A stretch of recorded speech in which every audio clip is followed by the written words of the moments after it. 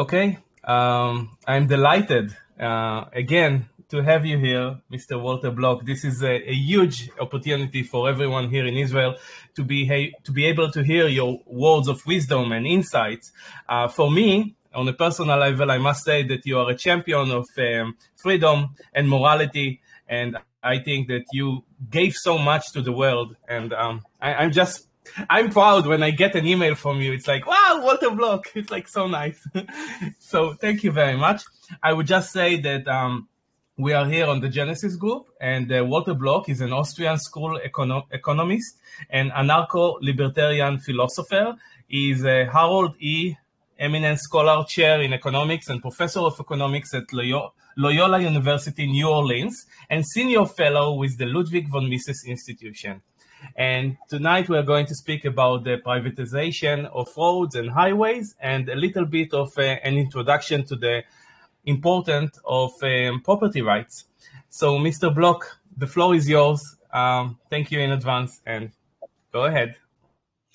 Well, I think private property rights are very important. They are really half of what libertarianism is all about.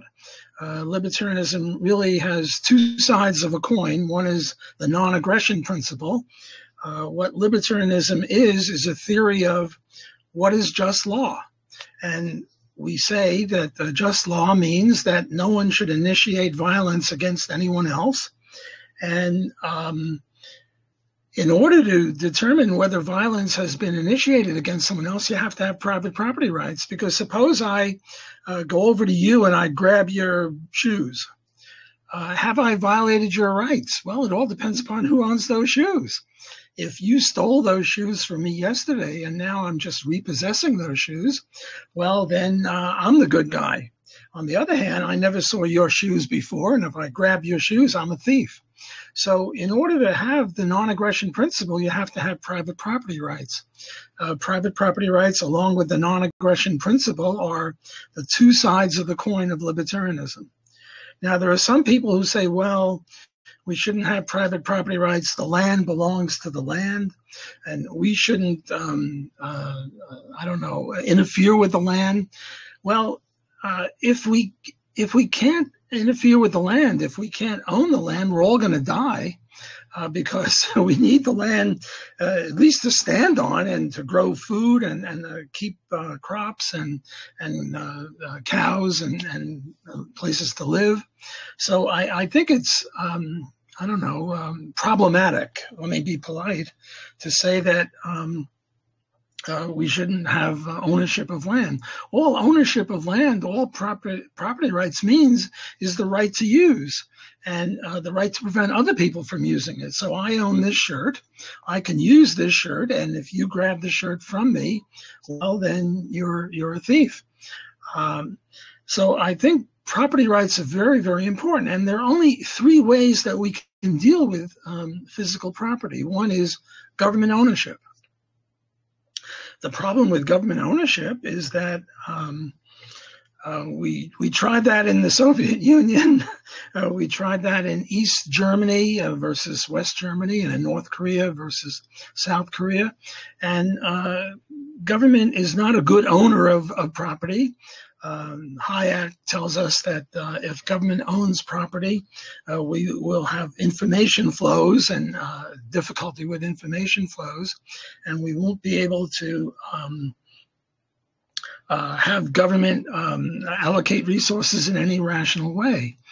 Mises tells us that with government ownership, we don't have prices, and if we don't have prices, we really can't have a rational economy.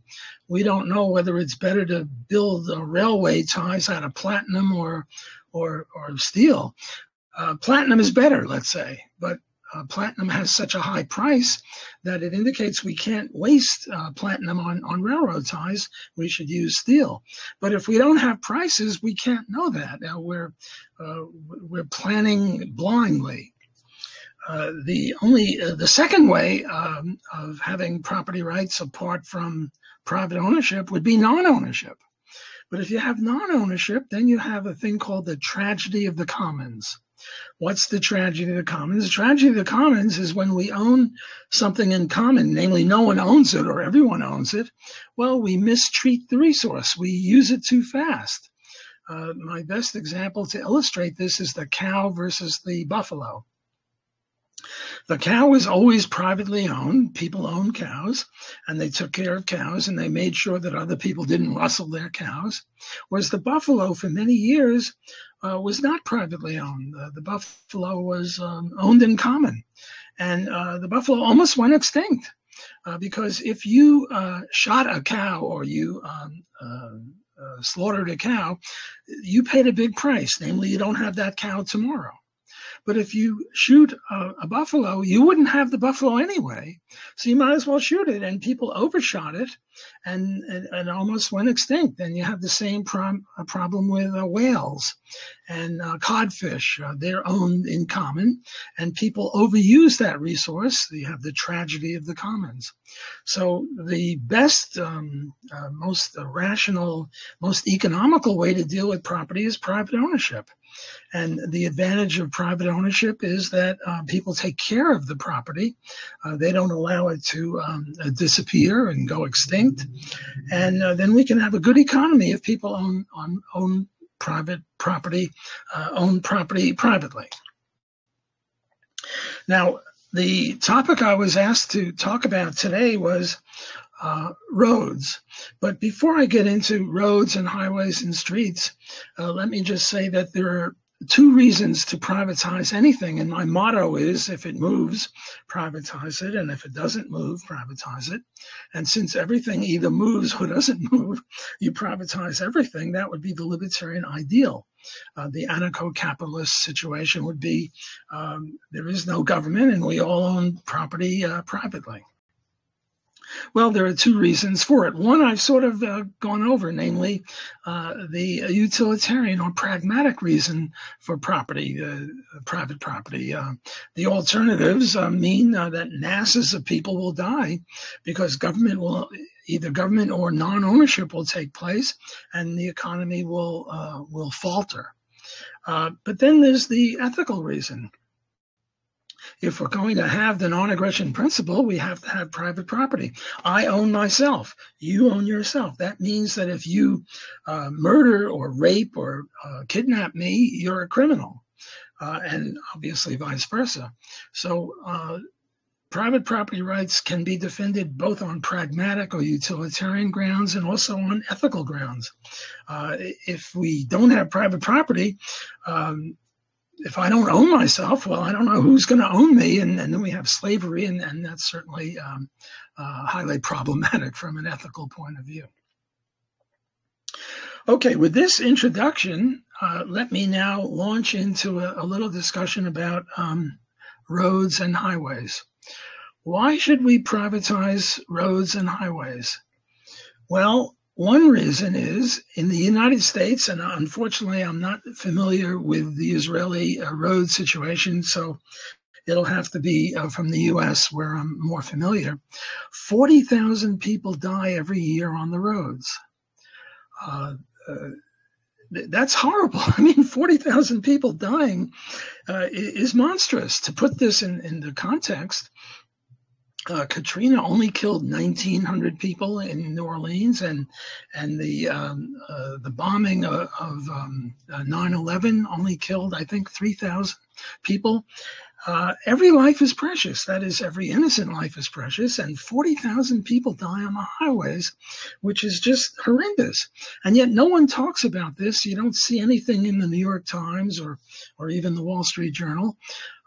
Because somehow it's seen as inevitable, sort of like death and taxes are inevitable. Government ownership of the highways is inevitable. But it's not true. First of all, the original roads were all private. My research went back, I think, as far as the 7th century in England, and certainly in the United States during the colonial period. You had turnpike roads. People would set up a road and they would charge a fee, and the fee would be based on, well, how many horses did your wagon have? They even set the fee based on how wide the wheel of the wagon was. If you had a very wide wheel, they would charge you a little less, because you would, remember, in those days it was just dirt roads. You would flatten out the road and get rid of some of the potholes. On the other hand, if you had a very thin, narrow wheel, think ice skating, you would put ruts in the road and they would charge you more. So the initial roads, the initial turnpike roads were private. And there's nothing Meshuggah about private roads. Nowadays, if you mention private roads, people think you're crazy. But historically, the roads were private. Well, why do I think that if we had private roads, we would have fewer deaths than 40,000? In Canada, a country also with which I'm a little familiar, they're about 1/10 the size, and they have roughly 4,000 people dying every year on the roads. And I imagine Israel would have proportionate number of people dying on the roads, which is a crime and a disgrace. Well, why do I think this would be? Because I have this, as an economist, I have this view that competition brings about a better product. Why do we have pretty good shirts? Why do we have pretty good eyeglasses? And why don't we have pretty good postal services? Because the postal service is a government monopoly. There's no competition, whereas in shirts and shoes and eyeglasses and pens and other items like that, you have competition, and competition brings about a better product. Because if a competitor can produce an item or a service for a low price with high quality, he will be able to expand and make profits. And if you do a bad job, you're going to make losses, and eventually you're going to have to go into another type of business where perhaps you can make more of a contribution. So we have this sort of basic axiom that competition brings about a better product, and we apply it in all sorts of mundane topics, such as shirts or shoes or lima beans or whatever it is. And what I'm trying to do now is to apply it to roads. And I think that if on my road, the Walter Road, very few people died, and on your road, Joe's Road, a lot of people died, well, then people would come to my road and I could charge them more and I'd make more profit. And eventually I might be able to buy out Joe, who's losing money on his road. And now we have two Walter Roads, and both of them, because of my wondrous ability to run roads, is more efficient. Now, one argument against what I'm saying is that people say, well, look, the reason people die on the roads has got nothing to do with government ownership. It's got to do with, drunken driving or speeding or vehicle malfunction or driver error or bad weather or something like that. And my analysis or my claim is that those are just proximate causes of road fatalities. They're not the ultimate cause. What do I mean, the difference between a proximate and an ultimate cause? Suppose we were brought in to analyze the failure of a restaurant. And we said, well, the restaurant failed because the waitresses were slow and the chefs weren't good and the location was bad. They located in a cul-de-sac instead of on major streets. And the place was dirty. Those would be proximate causes. That's not the ultimate reason why the restaurant failed. The ultimate reason why the restaurant failed was because the manager didn't hire a better chef. The manager didn't hire a better waitress. The manager didn't locate the restaurant in a better place. So yes, the proximate causes of highway fatalities are speeding and drunken driving and all the rest. The National Highway Traffic Safety Administration lists, I think, about 125 different proximate causes.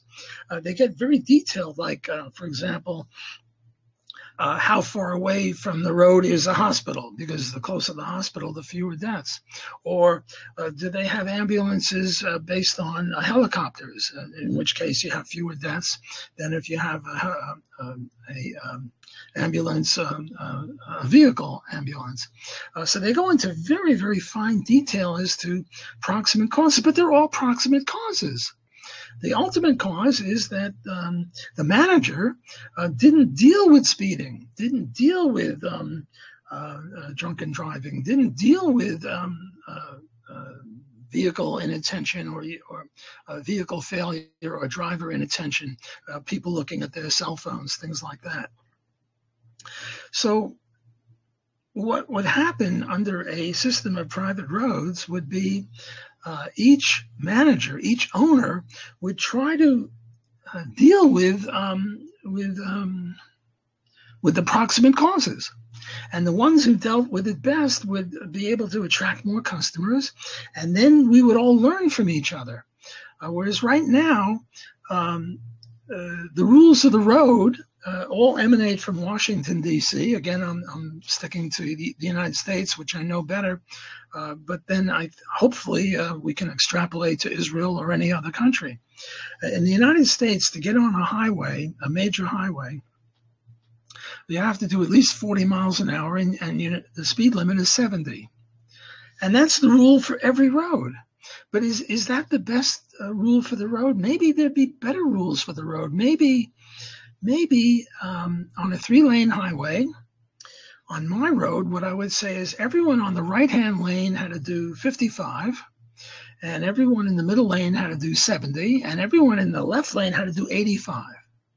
Now, would that be a better way of dealing with highway fatalities? The answer is we don't know, because no one can try it. Everybody has to do the same thing. It's as if, shirts had to be made in one way and nobody could try making shirts in any different way. Well, the shirt industry wouldn't be doing too well. Now, maybe 55, 70, and 85 is not the optimal way. I'm going to try it, and maybe I'll lose customers. Maybe the much better way is, 50, 65, and 80. Would that work better? The point is, we don't know, and we should try different things and then see which one works better. Because, the rule minimum speed 40 and maximum speed 70 doesn't come from God. It doesn't come on 10 commandments on cement tablets. It just comes from Washington, D.C., and what do they know? Another pet peeve of mine is right now, if you do 70 in the left lane, you're doing perfectly legal. But people are going to start passing you because most people do 75, 76, 77. Most of the cops will not give you a ticket if you're doing 72 or 73. So anyway, you don't even have to do 70 in the left lane. You could do 60, 65. It's legal. And then what happens is that a lot of people have to go around you to get past you because you're slowing down the fast lane. Well, maybe it's lane changing that creates a lot of havoc. So now on the roads, to be fair to the present government, what they do is they say slower traffic stay to the right, but they never give a ticket to anyone going slow in the left lane or fast in the right in the right lane. So maybe on my road, what I'll do is I'll say, if you pass on the right, the guy on the left gets a ticket. Not a speeding ticket, but a slowing ticket. Maybe that would do better. Another possible way of reducing deaths, and again, I'm no highway engineer. I don't really know this stuff. I'm just an economist. And I just have one tool here, namely competition. And the idea is that if different people try different things, maybe some will work better than others, and we'll learn from each other and we'll do better. Well, here's another idea that I wrote about in my book. And this is the idea that suppose you're on a 2-lane highway, 2 lanes in each direction, and you see one truck in front of the other truck, and you know that the second truck is going to try to pass the first truck, and it's going to take them 15 miles to get past them, and it's going to take 15 minutes, let's say, to get past them. So what a lot of people do is they floor the gas pedal, and they try to get ahead of these trucks. They'll go up to 90 to get away from these stupid trucks.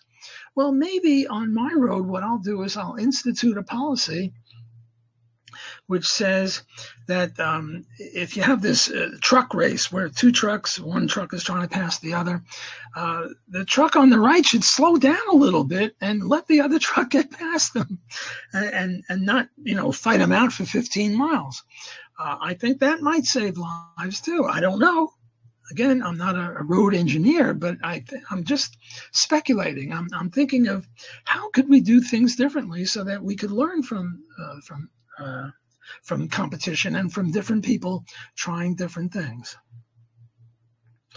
I wrote a book on this, and a lot of what the book has is ideas like this.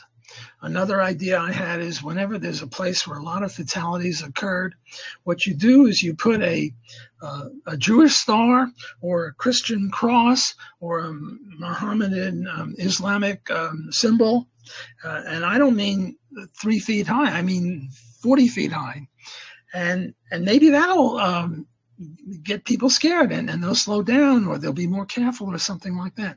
So what I have in maybe the first half of the book or the first third of the book, I forget, I wrote it a while back, is ideas for how we could reduce deaths.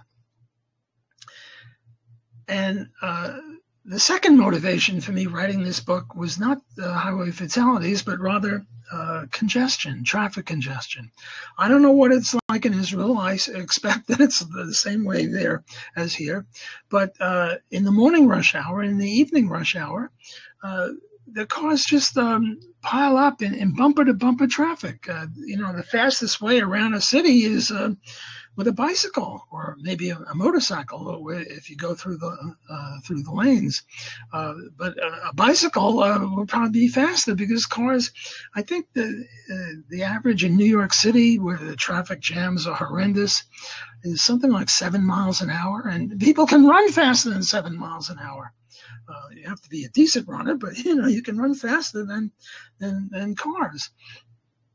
I do competitive race walking, and I can do around 4 miles an hour. And I love it when I'm in a race and I can go faster than the cars because they're going at 2 miles an hour. We have traffic congestion. Why do we have traffic congestion? Because we don't have peak load pricing.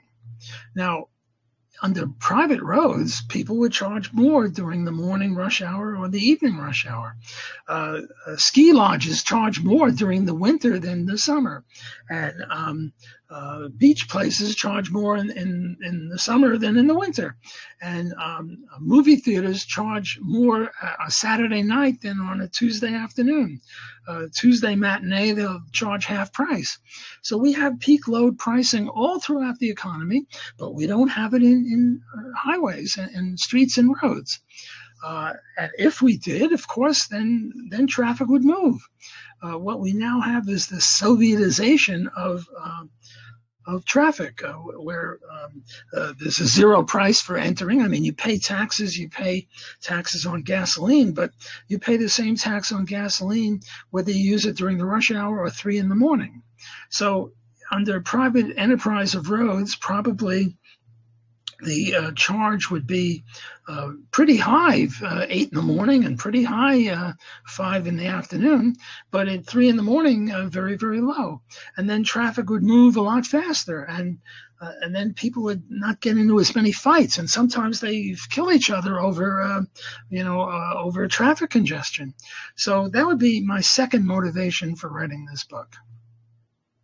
Okay, so I figured how I did the book, but part of it is why we should privatize anything, and part of it is how privatization would reduce deaths, and how privatization would reduce traffic congestion.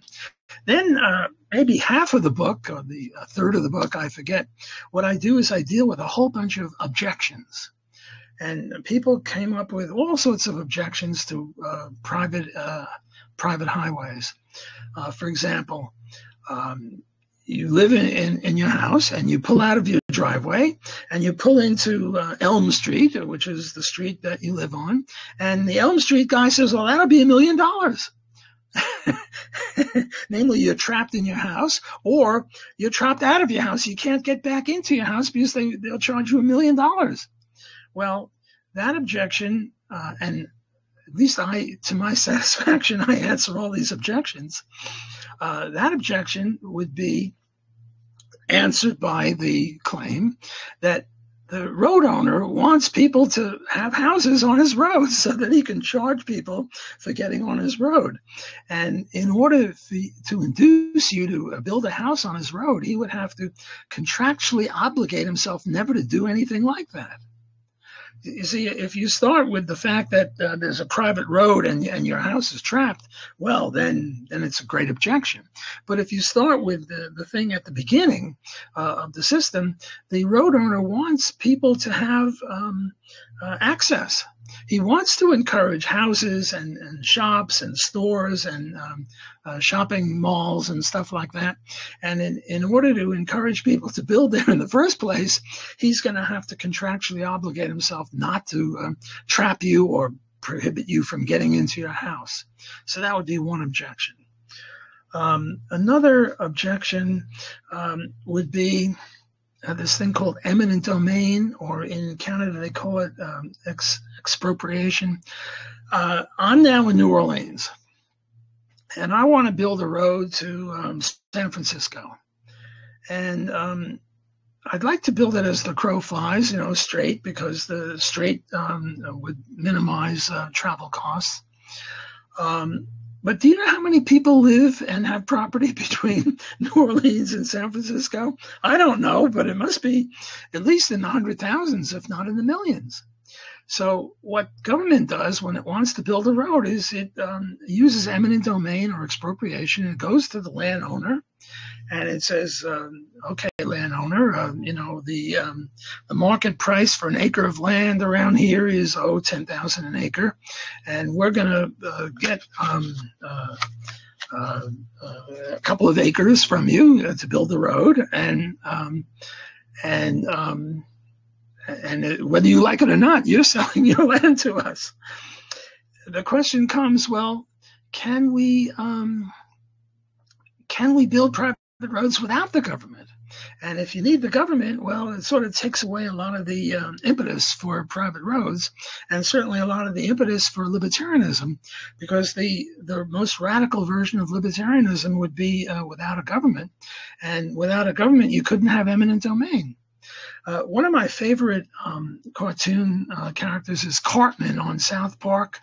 Cartman's a big fat kid, and his motto is "Screw you guys, screw you guys, screw you guys."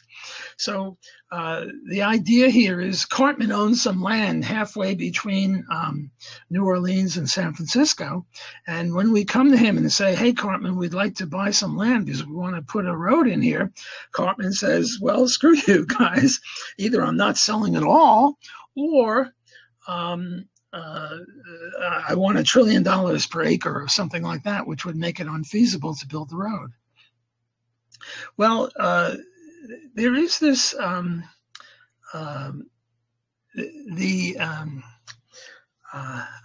I spent almost 2 years with my son, who was then aged 15 through 17, discussing this problem of how to deal with the Cartman holdout problem. And what we came up with was, and then I stuck in a chapter in the book after that, was, well, you tunnel under his land or you build a bridge over his land. And in that way, you can overcome the holdout problem. So another objection to this private roads business was the holdout problem. And I'm saying that you can build a tunnel under his land or a bridge over his land, and in that way he can't be an effective holdout. And my son and I went through a whole bunch of iterations. Well, Cartman will homestead land below his land. He'll put sticks down there or sticks up there. And what we came up with was all we need for a highway, say a 3-lane highway in each direction and 100 feet in between the two roads, would be say 150 feet. And Cartman owns, say, 10 miles wide, because you don't have to have, as the crow flies, you could also have a slight curvature of your road. And so Cartman has to defend, say he owns 10 miles wide, and all we have to do is get 150 feet through. So the advantage is on our side. The analogy we use on this was in football. Not soccer, football. And when you're on your own 20-yard line, it's easy for you to move the ball because you have the whole field ahead of you. Whereas when you're on the opponent's 5-yard line and all you have is 5 yards plus the end zone, it's much harder to move. Well, in similar circumstances, it's much easier for us to move because the opponent football team has to defend 10 mile wide, and all we have to do is get through very narrow, 150 feet wide. So we're going to win, and that objection of what do you call it? The holdout is wrong. Now there is this thing called the ad coelum doctrine. ADCOELUM. I'm a bad speller. I don't know. I'm not sure I'm spelling it right, but it's pronounced the ad coelum doctrine. And the ad coelum doctrine would be an objection, because according to the ad coelum doctrine, if you own an acre or a square mile of land on the earth, you own down into the core of the earth and upward into the heavens. Well, if the ad coelum doctrine was correct, then Cartman would be a great holdout.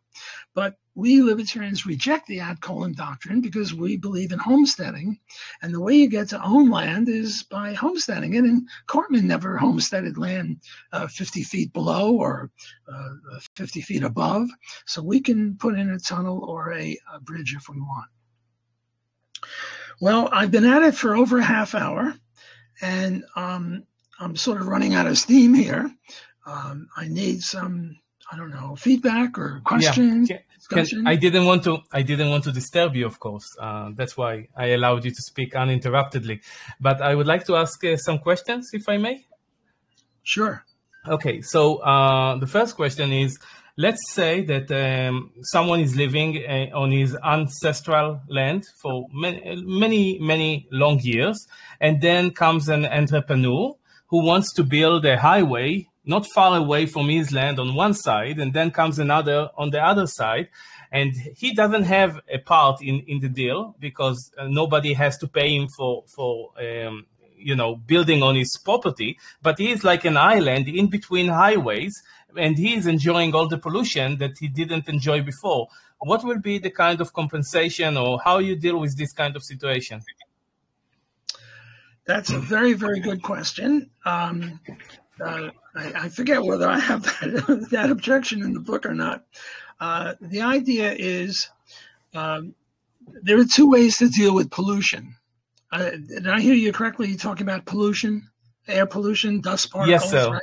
Yes, sir. Right. There are two ways to deal with it. One is the government way. The government just forbids forbids pollution, or requires catalytic converters, or requires cars to be fitted with anti-pollution devices. That's one way to do it. The other way, without the government having plans like that, is you sue them. You sue the polluters, because what the polluter is doing is trespassing. Look, if I take my garbage, eggshells, orange peels, coffee grounds, and I dump it on your front lawn, what do we call it? We call it trespass. And if you're a nice neighbor, you come to me and say, have you lost your mind? Cut it out. And if you're not a nice neighbor, you just call the cops, and the cops tell me if I do that once again, they'll put me in jail. Now, suppose instead of dumping my macro garbage on your front lawn, I burn it first, and I send the same stuff over to your front lawn, only I do it in the form of dust particles. There's no difference.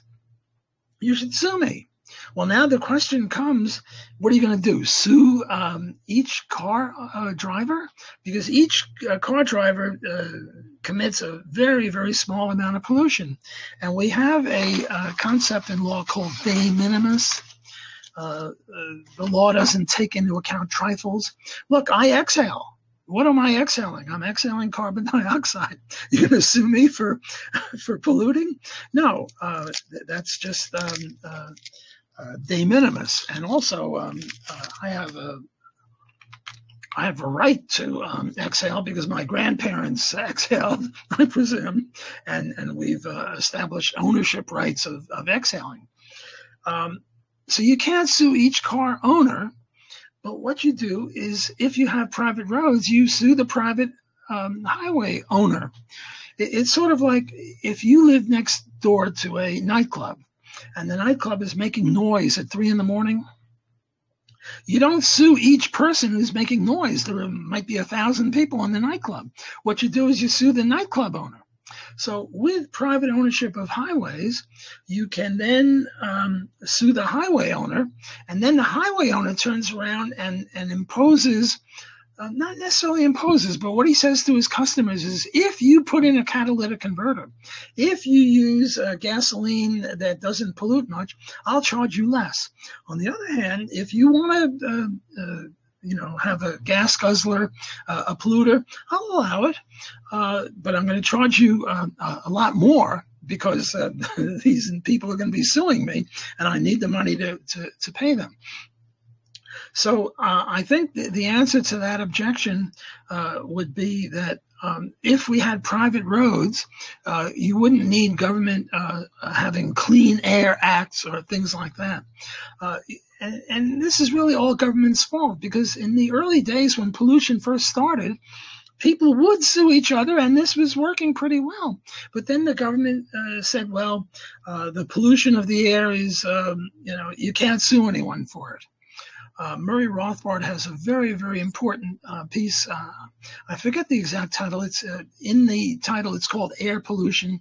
It was in the Cato Journal in 1982, I think. I forget.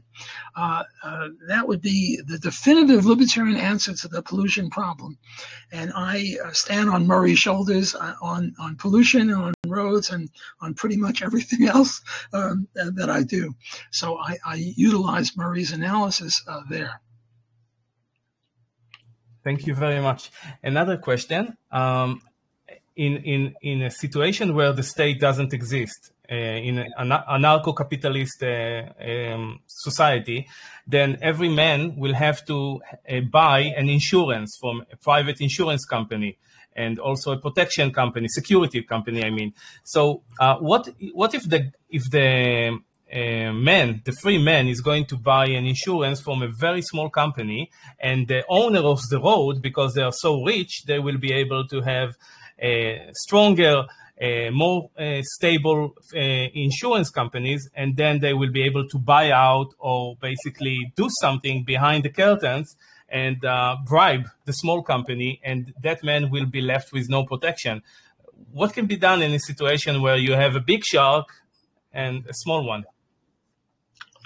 Well, this really is not a question about roads. This is a question about anarcho-capitalism, which is fine. No problem with that. There are really two issues here. One is, what about the poor? A lot of times, an objection to anything privatization, what about the poor? The poor won't be able to afford to get on a highway, or the poor won't be able to afford protection. The poor will be able to afford to be on the highway, not just during the rush hours, but even during the rush hours, as long as he carpools. Namely, you get 5 poor people and they get into one car, and now they can afford to get through. With regards to protection, how do the poor get protected? Well, the poor doesn't have to make an arrangement with a an insurance company, because the poor probably doesn't own any property at all. He rents a house. Well, if he rents a house, the landlord will then have a protection agency defending that house, and the poor person will avail himself of that. And when the poor person gets on a road, the road owner will have a protection agency defending him. When he goes into a shopping mall, the shopping mall will have guards protecting him. So I think the poor will be all right. And I think the poor will be a lot better the less government there is. And the proof of that is if you look at every country in the world and you look at how much government there is, the ones with the less government, the poor are better off. In the United States and Canada and relatively free countries, the poor do better than the middle class in many other countries like Venezuela. Even the middle class in Venezuela don't do too well, or North Korea. Okay, now let's talk about the other problem that you're raising. The other problem that you're raising is under laissez-faire capitalism, for justice, under anarcho-capitalism, the rich will be able to pulverize the poor, will be able to treat them unjustly because they'll bribe the court, or they'll bribe the insurance company, or because they have more money and they'll be able to bribe. Well, the way I deal with this, and here again, Murray Rothbard and David Friedman have done yeoman work on this, and I want to give them credit where credit is due. Suppose you have 5 people, A, B, C, D, E. 5 people, A, B, C, D, E. And A and E, Alan and Edward, get into a hassle. And each one accuses the other of some wrongdoing. How will this work? Well, A will go to court B, and E will go to court D. D is in David. And A will invite E to come to court B. And E will say, Edward will say, court B, Bob, that's your brother. I don't want to go to that court. Come to my court, David, the David court. And A, Alvin says, I don't want to go to the court D. D is your uncle, and he's going to be on your side. And so each one goes to their own court. Alvin goes to Bob's court. Edward goes to David's court. Now, there are 4 possibilities. One possibility is that B, Bob, and David will agree with Alvin. Well, if Bob and David agree with Alvin, then Alvin wins. Because when you go to the court, you sign an agreement that you're going to be abide by the court's decision, and the court will have an army or a police force which will enable itself to make sure that their decision is upheld. So one possibility is that court Bob and David agree with Alvin, and that's it. Another possibility is that court Bob and David will agree with Edward. Again, that's the end of the case. Now, it's possible that David will agree with Alvin and Bob will agree with Edward, but that's unlikely. But it's still a possibility. And now let's take the most, how shall I say it, the most best case for the objection, namely Bob agrees with Alvin and David agrees with Edward. Now what do you do? And now what we do is we, remember C, Charlie, we forgot about him. And there are 2 types of courts. There are bandit courts and there are legitimate courts. Legitimate courts are courts that will agree that if they ever come up with a opposite decision from another court, they'll go to a third court, an arbitrator court, a Supreme Court, Charlie. The bandit courts will have to fight everybody. They'll have to fight other bandit courts, and they'll have to fight regular courts. But the legitimate courts will only have to fight bandit courts. And, a lot of what goes on here is legitimacy. Most people will see the bandit courts for what they are. And they will even in the what's that movie? Not The Sopranos. Oh, what's that movie where the mafia movie? There was a series of movies. Godfather. Godfather, and what happened there was the baker comes to the Godfather and he says, "These guys raped my daughter, kill them." And what the Godfather says is, look, rape is not a capital crime. Rape is, we're going to beat the crap out of those guys, and we'll teach them to rape your daughter. But even the Godfather was giving some sort of rough justice. So the idea here is that legitimacy is very important, because if the Godfather didn't do that, he would have lost a lot of prestige among his people. And even the baker saw the justice of the Godfather's decision. Well, so what I'm saying is that the legitimate courts will then go to Court C. And who's Court C going to be? Court C is going to be somebody who has got a reputation for Solomon-like, cut the baby in half kind of stuff. Now, look, will this be perfect? No. No institution known of man will be perfect. The issue is, which will be better? A court system based on private enterprise and prestige and based on wisdom of previous decisions, or the present system where you have a government and you get somebody like Hillary Clinton deciding cases. Or she's not a judge, but you get judges who are chosen in a very different way. Right now, lawyers have great prestige. Some lawyers have great prestige, and that's earned. Whereas in the political system, what you get is people have rational ignorance about politics. Look, a professor of a brilliant professor of politics gets one vote, and you get some moron who also gets one vote, and out of that you're going to get legislatures, and you get judges. And what I'm saying is not that the anarcho-capitalist legal system is perfect. It's not. I'm just saying it's way better than a system that we have now of democracy, where you have one man, one vote, and people who know what they're doing have no more decision-making power than people who don't know what they're doing. Whereas in no other field, like I don't know, in engineering, the engineers know what they're doing. In medicine, the doctors know what they're doing. Whereas in politics, schlemiels get an equal vote. So you can't expect as good a decision as picking C. Who is C? C, Charlie, the Charlie judge. Might not be just one person. There might be 15 people, all of whom Court B and D agreed upon because they're legitimate courts. And if they're illegitimate courts, you wouldn't have that problem. Well, look, you say, well, the rich person, let's say Edward is very rich and Alvin is very poor.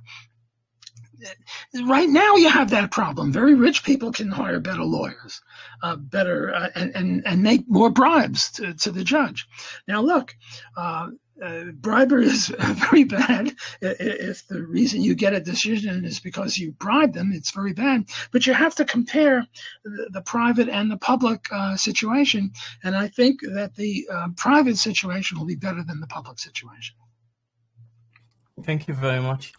Another question. You said that there are like approximate reasons and the main reason. The approximate reason is the actual accident, and the main reason is the government that is responsible for that. So let's say on a private road there is an accident, and the one who is injured, who is he going to sue? Is he going to sue the actual driver or the owner of the road? And what will be the proper punishment? I know you are quite radical when it comes to punishment for someone who is doing something wrong intentionally. So can you maybe explain a little bit about this potential scenario? Yeah, a very good question again, and I thank you for it. It would depend upon the rules that the owner of the road set up. And in my road, I'll have one set of rules, and in your road, you'll have another set of rules. Maybe in my road, you can only sue the person who hit you. And in your road, you can sue the road owner. And then we'll see which works better. So in other words, there's no, it doesn't come from God. It doesn't come on concrete tablets, 10 commandments. I don't know. In terms of penalties, I would say if you were a drunken driver on my road, I would be very, very draconian with you, because I think drunken driving is a danger. And other roads would say, well, there's nothing per se wrong with being drunk and driving. I'll let him go. But on my road, I would be very, very harsh with people who drunken driving. But let's suppose that it was just I don't know, an accident. Let's say there was ice on the road, and one car skidded into the other car, and there was no guilt. In other words, he wasn't driving very fast. He was driving 15 miles an hour, but the ice was so bad. Well, I would say that on a private road, what the owner would do would be to deal with the ice a lot better than the other guy. Namely, he would put stuff in the concrete road that melts ice, even though it's very, very expensive, or not, because if you did that, you'd have to charge more to people. But to get back to your question, I think it's a very important question, and I think the answer would be each road owner would decide for himself what rule to apply, whether you could sue the guy who hit you, sue the road owner, or sue both, or sue neither. That's another possibility. You take your chance on my road, and I charge you less.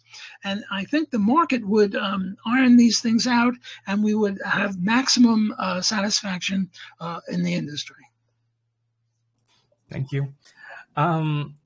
Is it still okay to ask you a few more questions? Yeah, sure. Thank you. So let's take another scenario where some very few people are living on a very remote area. Now, under the government, under the criminals of the government, they take they aim guns into our forehead, and they just take tax money and they build roads where it's not really needed. But in a voluntary society, there might be in a specific remote area very little interest, economically wise, to go and build a road. And those people are going to find themselves completely, detached? Isolated, yes. And not only that, let's say there is someone who is eventually willing to build a road. He's not going to maintain it because there is not enough profit to make. How do you solve the problem with those who are on very remote areas, who can benefit from the situation now, but might be stuck with very little demand in the future in a voluntary society? Well, the question is, should the road be built or not? And the only reason that there would be a road built would be if there was enough customers to make the road worthwhile. Probably what would happen would be there wouldn't be a road. There would be just a dirt trail.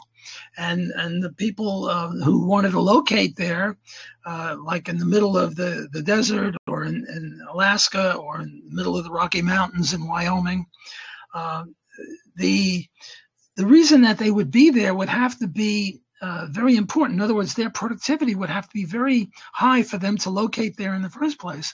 And if it was very high, they might be able to afford to have a road. On the other hand, but I mean, you see, the sort of... I can try to answer it if I can. Sure. When it's going to about private roads, it's all what is required by the owner to do, basically by law. It's just to put warning signs for the danger of the driver. And at the moment they put the danger on a sign, nobody can sue them. Well, that's one possibility, but you see, what you're really getting into is the economics of location. Should people locate in the middle of Alaska or the middle of Wyoming and the Rocky Mountains, or the middle of the Negev Desert, or on the moon? Right now, people could locate on the moon. It would just take a lot of effort, but maybe it would be worthwhile. So the way the free enterprise system would solve this problem would be nobody should be forced to pay anyone else anything. And if you want to locate out there, you have to take your chances. Look, if you locate in the middle of Alaska, it's going to be very expensive to get orange juice, or to get milk, or to get shoes. or to get mail. So should you locate there? Well, you probably will locate there if what you're doing there is valuable enough to get orange juice, which will cost 10 times as much, because it takes a lot of effort to bring the orange juice, whether by road or helicopter or airplane or whatever. So I don't think that this is a problem, a good objection to the libertarian theory. The libertarian would say, look, if you want to locate on the moon or on Mars or in Alaska, God bless, go. But don't expect anyone else to be compelled to help you do it. If you want to do it on your own, and realize that it's going to cost you a lot more to get ordinary services and goods. And if you want to do it, but don't count on other people through coercion to help you. Voluntary, it would be different. Thank you. What about how do you charge the driver who is driving on a road which belongs to so many different owners who cooperate together under free enterprise? So, for example, you go from New York to California, and I mean, obviously you don't want to stop like 500 times to pay in every booth like the necessary fee. So how do you solve that problem? Yeah. Well, you had the same problem with the railroads. And before the different railroads would have different widths of rail. Some would be narrow gauge, some would be wide gauge. And what the railroad companies did is they got together and they came up with 5'8", which would be standard gauge. Because if you had different gauge, then every time you got to the next railroad, you had to take all the stuff off the boxcar here and put it on the boxcar there, which would be very expensive. So what we're really now talking about is if you want to go from New York to Los Angeles, probably there'd be just one road. There might be many roads, but each road would be owned by one person. So you wouldn't have to stop and pay a different amount when you get to Ohio or you get to Indiana or anything like that, because that would be inefficient. And a road situation that did that would have to charge a lot less than a road situation where you just went right through and with one proprietor. So I don't see that this would be a definitive criticism of the idea. If you had that system, it would be very inefficient and it would probably lose out in the competitive struggle. Yeah. You mentioned earlier the draconian punishment, your approach to that. Can you elaborate a little bit, maybe on an example of someone who is like, he was drunk on the road and he had an accident and he injured someone to the point where the man is completely crippled? How does he make him whole again? What will be the proper compensation and punishment? Well, the death penalty would be a very serious punishment. And once a person were executed for doing that, other people would think twice, would think 3 times, think 4 times before getting behind the wheel while they were drunk. I don't know that execution would be the best policy, but it would certainly be to take everything that the person owns and maybe enslave the person. Instead of killing them, just make them a slave. That would be a very draconian punishment also. But I in my road, and maybe I'm wrong here, maybe, again, I'm just an economist. I don't know from this industry. Maybe the best thing is to just charge them the car. You have to give up your car if you were drunk and driving. And maybe we don't have to wait for an accident. Maybe what we do is every 100th car we stop and we give them a breathalyzer test. And if they fail, they give up their car. That might be another option. So again, I don't know what the best way to deal with drunken driving, but what I'm saying is that if we had competition and different road owners tried different things, we would find out what the best way to deal with it is. Yes. Can I take advantage of the opportunity that you're here and pick up your brain about some questions in regards to libertarianism which are not related to highways? Sure. Okay, so let's say we got rid of the government all over the world, or even in a certain geographical area known as the US.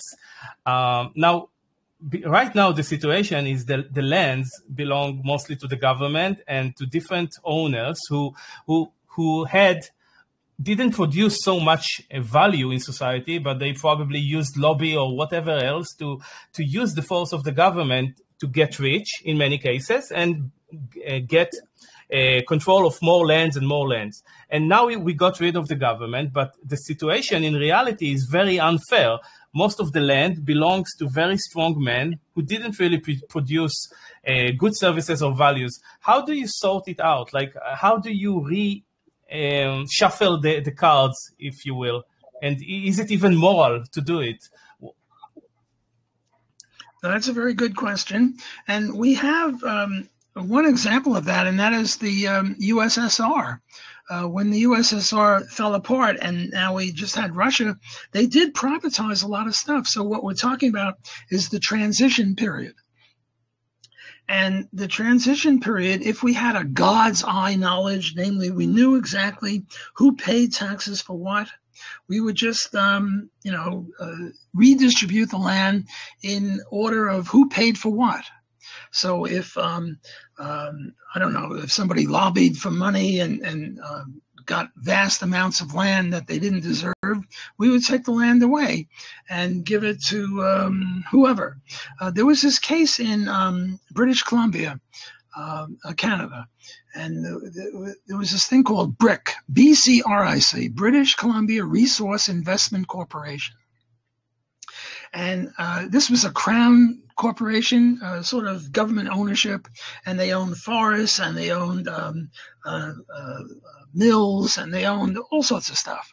And then you had a very free enterprise government that came in and wanted to give it.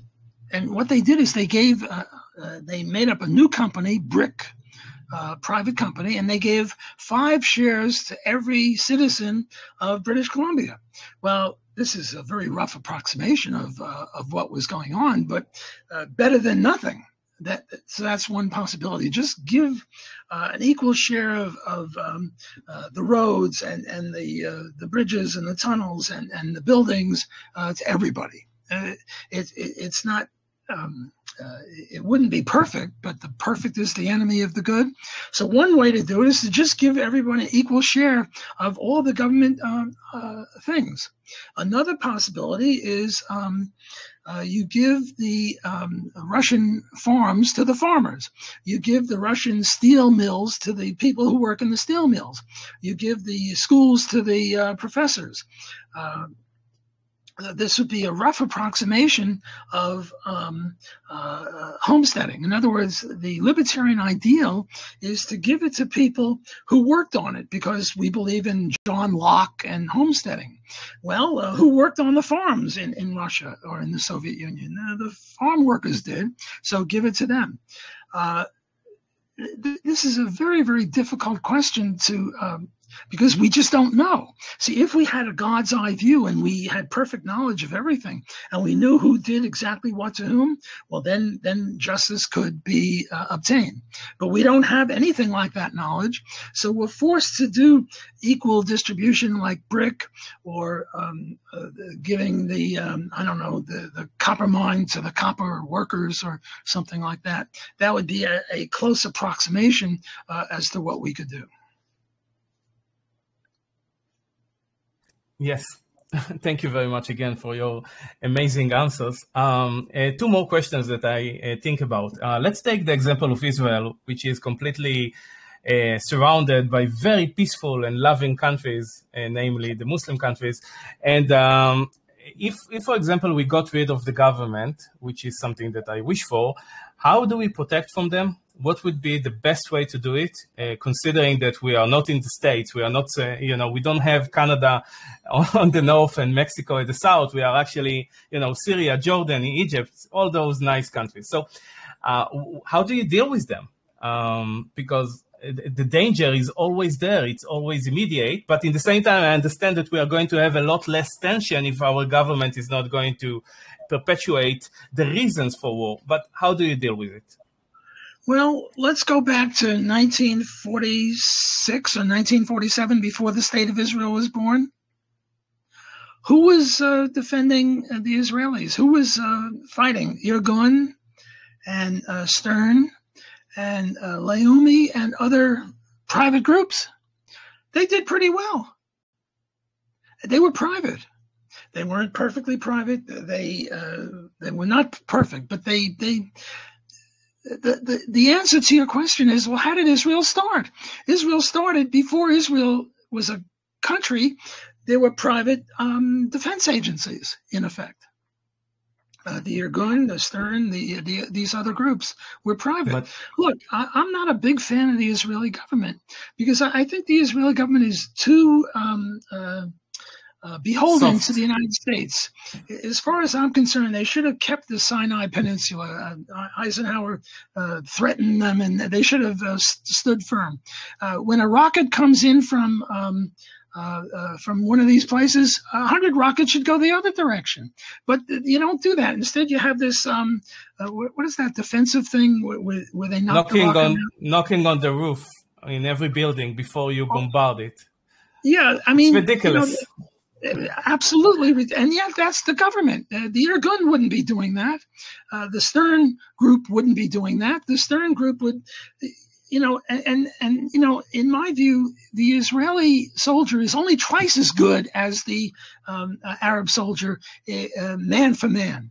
But technology, the Israeli is 100 times better. And what does the Israeli government do? It wastes precious people in the IDF fighting them. They should be more high tech.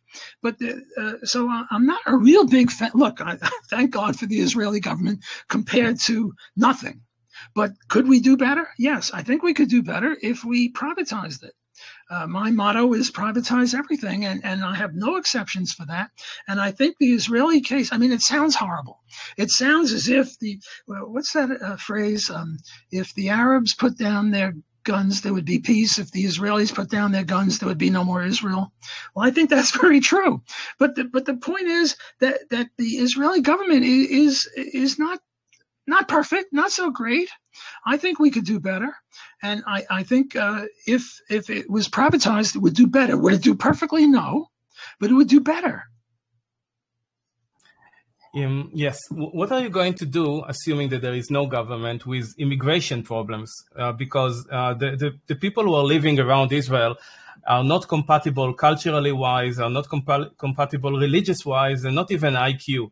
And I think that we are going to do very well if we are going to be an island of freedom.